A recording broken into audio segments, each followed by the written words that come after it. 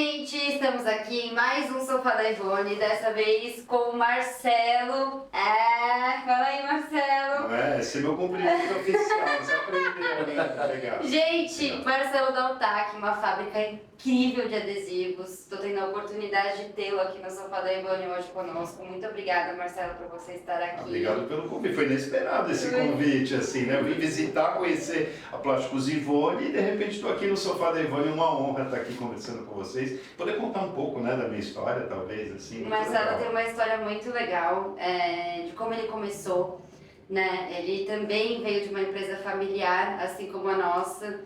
E aí, se você puder falar um pouquinho sobre isso, qual foi o seu principal desafio como empreendedor que saiu de uma empresa familiar, né, que era do seu pai, montar o seu próprio negócio?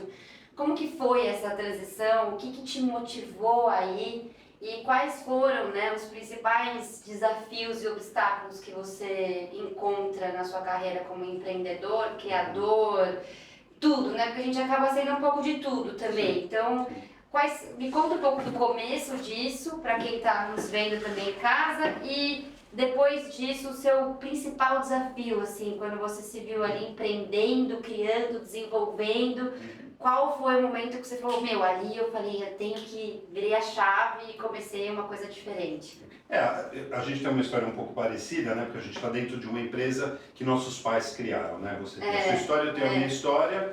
O começo não foi fácil, porque existe um choque de geração, existe um choque de ideias, de pensamentos, mas ao mesmo tempo tem uma segurança, né? Eu chegava para trabalhar todo dia, eu tinha meu pai lá, com uma história linda também, tudo assim, então é uma opção que você pode fazer. Você pode se prender a essa segurança, esse colo, ou você pode também querer transgredir um pouco, ir à frente um pouco, e foi a minha opção, assim, sabe? Eu queria ir um pouco além, talvez escrever eu a minha própria história também, né? Então, quando eu comecei a Altac, há 21 anos atrás, eu tinha que seguir um padrão que já existia dentro da Plásticos Álcool, né? Dentro daquele universo corporativo que não era a minha escola, né? Eu era músico até então, né? Eu vim da música, enfim. Muito legal. Né? Que tem uma história super legal, mas acho que é um outro dia a gente fala disso, né? Senão a gente ficou o dia inteiro assim. Mas acho que a parte mais legal, assim,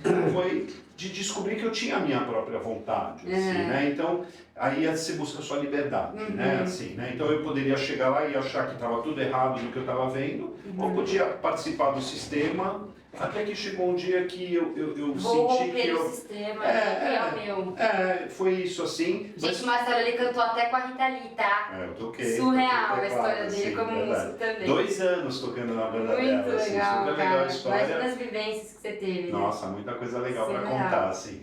Mas aí, um dia eu resolvi que eu precisava crescer, que eu podia crescer mais também, né? Tinha uma resposta. Tudo que você faz, você espera... Tem uma dependência, né? Que quando também a gente rompe isso, dos nossos pais, né? Principalmente, acho que o universo da criação, ele também, acho que pelo medo, ele floresce. Sim. E aí, você tocou uma palavra boa, é o medo, né? Quer dizer, você faz alguma coisa, você fica esperando a reação, aí a reação é boa. Aí você faz de novo uma outra coisa, a reação é boa de novo, isso vai te encorajando. Até que chegou um dia que eu cheguei e falei pro meu pai assim, eu quero Altac só pra mim, assim, né? Eu quero sair daqui de dentro da tua fábrica, eu quero eu assar meu voo, eu sei pra onde eu tô indo, tudo. Nossa, legal. E foi difícil ter essa conversa, assim, no primeiro momento você chega receoso pra conversar, e meu pai foi tão encorajador nessa hora, ele falou, é isso mesmo, você tem que fazer isso mesmo, bom, né? vai lá. Assim, cara. Ele me incentivou a acreditar, eu acho que ele já estava acreditando no que eu estava fazendo, e aí eu fiquei mais corajoso ainda e toquei a história, né? A gente fez a separação das duas empresas, a Altac já era uma empresa com faturamento, já tinha uma vida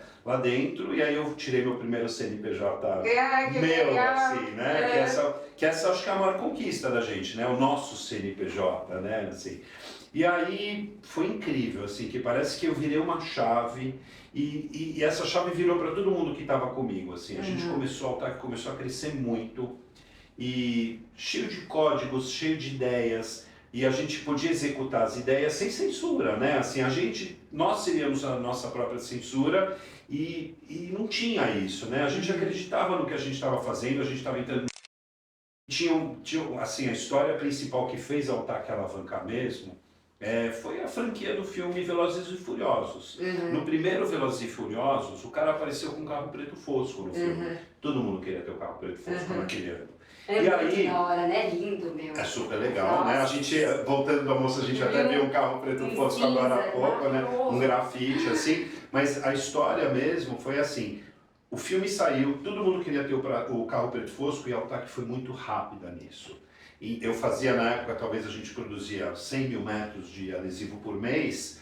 Na semana seguinte eu pus 50 mil metros de adesivo preto fosco no estoque. Como que assim. você segurou a produção disso? A gente Se virou. ficou louco, né? Mas a gente foi atrás.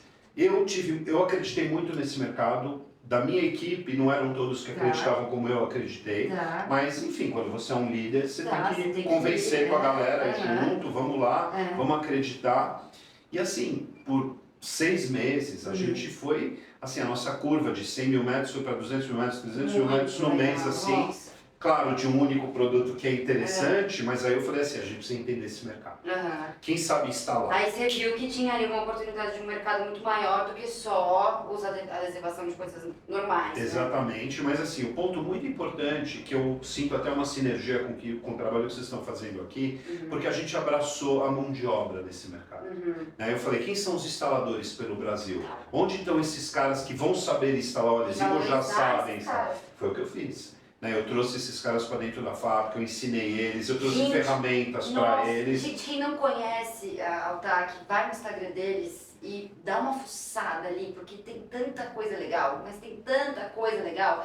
A fábrica deles parece um parque de diversão e você vê isso nas lives, sabe? Eles conversando, tudo é muito oficina, um trabalho muito dinâmico.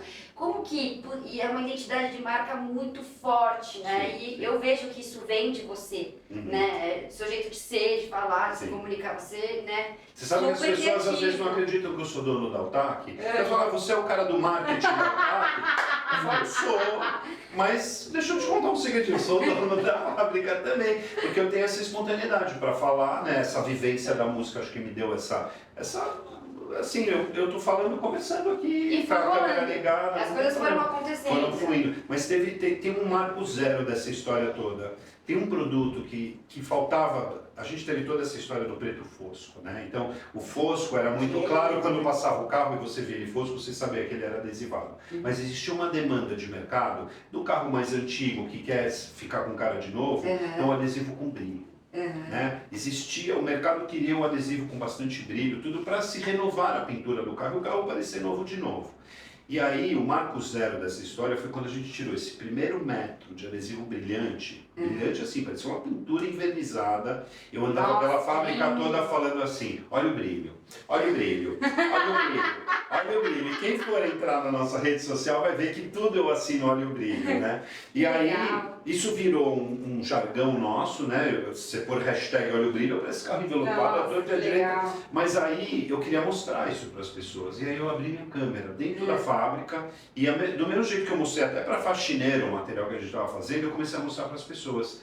E a interação começou a existir, porque aí rede social, Facebook, Instagram... Foi natural. Foi super natural, mas aí eu abri a câmera e começava a olhar, nossa, tem 50 pessoas assistindo eu falando olha o brilho e mostrando o produto, opa, tem um negócio aí, tem um canal de comunicação aí. E aí depois viu sua marca, né? Olá, viu a marca, mas aí eu passei a fazer toda quinta-feira, às 11h30, fazem 8 anos já essa história, eu faço uma live dentro da fábrica, criei esse estúdio, como você tem o estúdio aqui, eu criei lá e abri como se fosse um programa de TV semanal, onde eu converso com as pessoas, onde eu respondo às pessoas, onde eu levo técnica para as pessoas. Bombado, né? Bomba até hoje, assim, a gente mantém lá 300 pessoas cativas, assim, durante a live toda, que é um número bom, pelo nível de seguidores, e como é nichado, assim. Quinta de manhã ainda? Quinta, 11h30, né, assim, mas criou uma identidade, assim, do envelopador com a marca, que é o que eu vejo você fazer com as artesãs toda hora aqui, que vocês também estão dando voz para elas, eu dei voz para os instaladores. E aí você tem tipo um pré disso, você fala dos lançamentos, você fala da... Eu sou muito espontâneo, assim, eu não gosto de planejar muito o que vai acontecer, mas se eu tenho um lançamento, eu vou pôr o lançamento como pano de fundo. Gente, eu vi uma tão linda que ele fez com uns adesivos de grafite atrás e falando daquela movimentação também, tem todo um cenário, né? Tem. o interessante, assim, uma coisa que aconteceu no Brasil para o mercado do adesivo muito interessante, o brasileiro é criativo. Vamos falar, eu tenho o maior orgulho de falar que eu sou brasileiro. Onde eu vou no mundo, meu uniforme sempre tem bandeira do Brasil. Mas assim, o brasileiro... O jeitinho brasileiro fez a gente ser criativo, né? Porque tem que se virar para fazer a coisa acontecer. E o primeiro lugar do mundo que se começou a envelopar geladeira, móveis, tudo foi aqui no Brasil. Não existia isso fora do Brasil. Não existia. E aí eu comecei a postar geladeira envelopada. Comecei a postar o móvel envelopado. E isso abriu um mercado para gente. Nossa, hoje vocês fazem até fachada de loja. Tudo. A gente entrou para dentro da casa das pessoas. Então a gente veio da garagem da casa das pessoas e entrou dentro da casa das pessoas. Legal. Então isso abriu um leque de produto muito grande para a gente. A gente criou mais uma sintonia com esse mercado também, de ver o desejo das pessoas. Todo mundo quer ter uma bancada de mármore em casa. Você vai ver o preço do mármore, é muito caro, às vezes não é acessível para a nossa realidade. A gente criou a possibilidade da pessoa ter um móvel de mármore dentro da casa. Né? E quando você tem também várias franquias, né, várias lojas, várias revendas fora do Brasil. Temos. O O Jaltac está na América toda. Assim. Muito legal. A gente estava conversando um pouco disso antes no carro, né? Você levou isso para a Argentina, vários lugares. Conta um pouco, né? Porque aqui no Brasil você viajou o Brasil inteiro. Eu viajei. Eu pessoalmente fui viajar. O mercado brasileiro e agora você está expandindo para fora do Brasil. Cara, como é que você consegue dar conta disso tudo? A Jaltac não sou só eu, claro, tem uma super equipe assim, mas eu gosto de ir. Então, vai abrir a Argentina, eu vou na primeira visita. Eu quero entender o país, eu quero entender as necessidades. E assim, o mundo não tem mais fronteira hoje, né? A internet acho que me mostrou que, cara, você pode estar fazendo um negócio aqui e interessar pro cara que tá na Islândia, sei lá, entendeu? Mas eu acho que também, Marcelo, isso é um pouco de visão, sabe? Você tem que ter uma visão fora daqui para romper essa fronteira e ver o mercado seu lá. Sim, e você tem isso. Quando eu falo que você é o precursor disso, e como que você consegue lidar com isso? Porque sim, quem foi nos todos os estados do Brasil foi você e viu uma possibilidade, um nicho de mercado, trabalhou uma marca que agrega valor no seu cliente, né, quem consome seu material, e está levando isso para fora do Brasil. Como começou essa expansão para fora do Brasil da Jaltac? As pessoas me encontravam nas feiras, eu vou muito em feira, fora do Brasil, assim. E essa coisa de sempre botar a bandeira do Brasil, muita gente me abordava, vocês estão envelopando geladeira lá no Brasil? As pessoas viam, já me conheciam talvez do Instagram, alguma coisa assim, e vinham perguntar. Eu falei, estamos. E aí a curiosidade das pessoas falou assim, mas eu posso então vender para esse cara também, que está aqui na Alemanha, que está aqui na Holanda, que está aqui nos Estados Unidos. Nossa, que legal, e aí aquela coisa que a gente falou no começo, a coragem. Né? Quando a gente tem coragem, a gente vai atrás. Você vai, né? Você pode colocar, você pode vender. Então a gente foi criando coragem, né? O produto respondia. Assim, eu tenho muita segurança no produto que eu faço. Isso é importante, né? Assim, eu sei que eu estou levando para as pessoas um produto de qualidade, um produto que funciona, um produto que se você deixar eu te ensinar, você vai fazer um trabalho incrível. Então, não precisa. A fórmula tá boa, sabe? A fórmula funciona. Então eu comecei a viajar para fora e falar assim, olha, lá no Brasil a gente está fazendo os carros de polícia, te interessa fazer os carros de polícia daqui? E assim, existem concorrentes, né, no nosso mercado, a maioria deles são multinacionais muito grandes, que não tem essa relação, entendeu? Não tem, claro, eu sou o dono da empresa me relacionando com os envelopadores, sim, mas a minha equipe criou essa maneira de tratar as pessoas e de se relacionar com o mercado.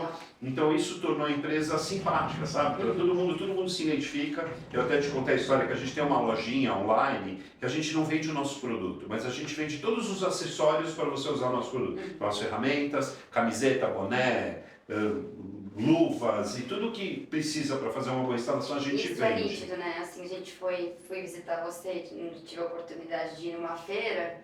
E, gente, vocês não estão entendendo, eles criaram uma linha de produção todinha para o envelopador. Então ele tinha que passar por várias fases para ele ganhar um prêmio no final. E quem fizesse isso em menos tempo era bonificado em, sei lá, em material, podia ganhar um prêmio. O campeão ganhou 5 mil reais. Olha isso, é muito legal. Não sei se você chegou a ver a final, mas esse específico que você viu, o cara quando ganhou, ele pediu a mulher dele em casamento. Não acredito, que legal! Sabe assim, tirou uma pitadinha assim, final do negócio. E eu sei porque eu encontrei eles no nosso evento do fim de semana agora, e a mulher dele quando me viu me mostrou a aliança. Que legal! Assim, foi super legal, assim. Então, que eu falo assim, a minha maior recompensa hoje é o envelopador que chega para mim e fala assim, Marcelo, eu sustento minha família hoje com o produto da Nossa. Altac, eu comprei minha casa porque a Altac lá atrás me ensinou a trabalhar e hoje eu conquistei a minha vida, tudo. Não Então, tem preço, não né? tem preço e é a minha maior recompensa, né? A gente fala assim,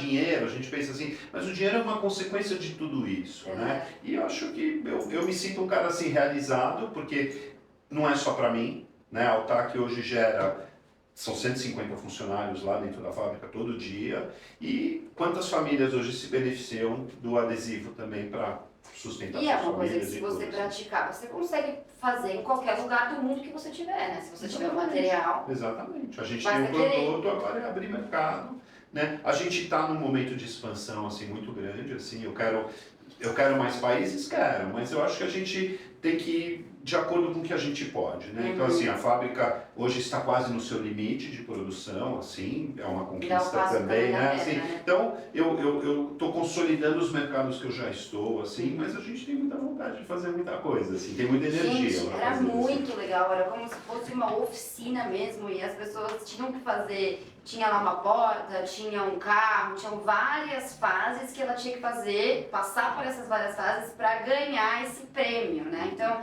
essa valorização para o seu cliente, essa experiência do seu consumidor é muito bem desenhada. Isso é uma coisa...